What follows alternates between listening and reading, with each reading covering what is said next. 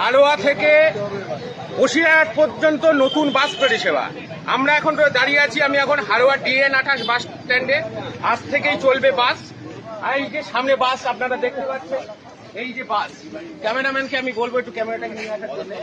এই যে হালুয়া টু বসিরহাট, মাদারতলা, খোলাপাতা, গোপালপুর, মাদারতলা ভায়া হয়ে যাবে আমাদের কেদো গোপালপুরের ওপর দিয়ে। আজকে এইখানে ভারতীয় জনতা পার্টির সমস্ত নেতৃত্বরা রয়েছে। নতুন পরিষেবা মানে হালুয়াবাসীর একটা নতুন সুবিধা হলো। আজকে আমি জেনে নেব কয়েকজনের মাধ্যমে তারা কি বলছে। যেমন এখানে রয়েছে আমাদের অশোক মুখার্জি মহাশয়। অশোক মুখার্জির কাছ থেকে আমি কয়েকটা প্রশ্ন করব। আজকে হালুয়া যে বসিরহাট বাস পরিষেবা, এই বাস পরিষেবা নিয়ে আপনার দুটো কথা বলুন। সর্বোপরি প্রথম বলি, এই যে DN 13 আগেও চলতো বসিরহাট টু করুণাময়ী, মধ্যেখানে যে কোনো কারণে হয়তো বন্ধ হয়ে গেছে, জানি না ব্যাপারটা কি।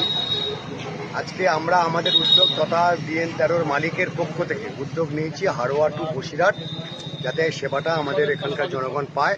কারণ সেই অটো ধরে রেল লাইন থেকে ট্রেনে করে বসিরহাট, যদি ডাইরেক্ট এখান থেকে বাস যায়, আশা করি আমাদের এখানকার যারা ডেলি প্যাসেঞ্জারি করুক বা যারা কোর্টে যাক, কাছারিতে যাক, হসপিটালে যাক, তারা একটু ভালো। ভারত মাতা কি যায়। আরেকজন বিজেপি নেতৃত্বের কাছে আমরা জেনে নেব, যারা আজকে বাস পরিষেবার উদ্যোগ নিয়েছেন, স্বপন বিশ্বাস। স্বপন বিশ্বাস, আপনি এই বিষয়ে কি বলছেন? আপনাদের জন্যই তো আজকে এই উদ্যোগ। উদ্যোগটা তো দাদারা এসেছিলেন, আমার কাছে বললেন, আমরা কালকে থানা থেকে সব কথাবার্তা বলে সব রেডি করলাম, বা এই জমির মালিক তার সঙ্গে কথা বলে রেডি করলাম। এখন খুব আনন্দের বিষয় হচ্ছে, বাসটা অনেকদিন ছিল, আগে চলতো কিন্তু বন্ধ হয়ে গেছিল, আবার নতুন করে বাসটা চালানো হচ্ছে। আর সব থেকে বড় কথা, বাসটা এই হালুয়া থেকে যাবে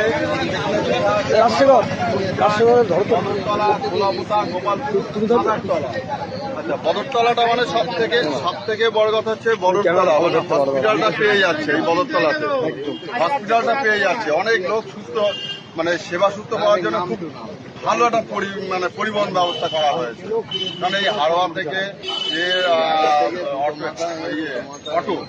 অটো গিয়ে স্টেশন থেকে আবার রেল, ওখানে গিয়ে সময় নষ্ট হয়ে যায়। অনেক সময় দেখা যাচ্ছে অটোর গাফিলতির জন্য ট্রেনটাও ছেড়ে বেরিয়ে যায়, তাতে মানুষের ক্ষতি হয়।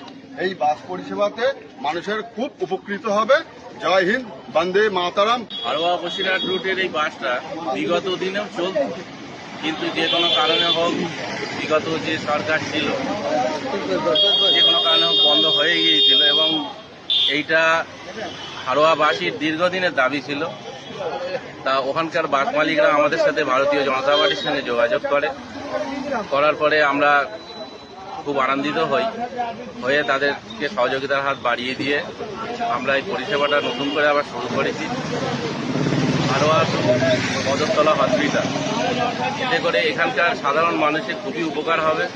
কারণ বহু রোগী এখানকার বদরতলা হসপিটালে যায় চিকিৎসা করাতে, কিন্তু তাদের যেতে অনেক অসুবিধা হয়, কারণ এখান থেকে অটো, ট্রেন অনেক জার্নি করে যেতে হয়। সেই ক্ষেত্রে সরাসরি এখান থেকে একটা বাসের দাবি দীর্ঘদিনের ছিল, সেইটা আজকে ভারতীয় জনতা পার্টির উদ্যোগে পুনরায় চালু হলো। হালুয়াবাসীর জন্য আমরা এটা করতে পেরে খুবই গর্বিত। আগামী দিনে হালুয়াবাসী যেন আমাদের পক্ষে থাকে, আরও আমরা পরিষেবা নতুন শুরু করব। ভারত মাতা কি জয়। আমি একটা কথাই বলবো, ভারতীয় জনতার পক্ষে আমার রাজশেখর আছে। এটা হচ্ছে ভারতীয় জনতা পার্টির হচ্ছে উন্নতি।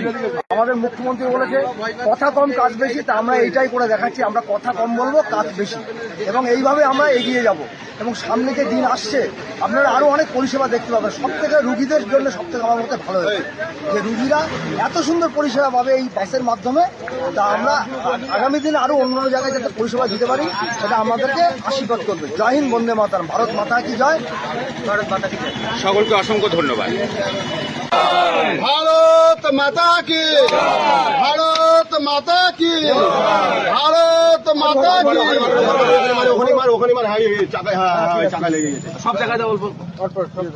ভারত মাতা কি, ভারত মাতা কি।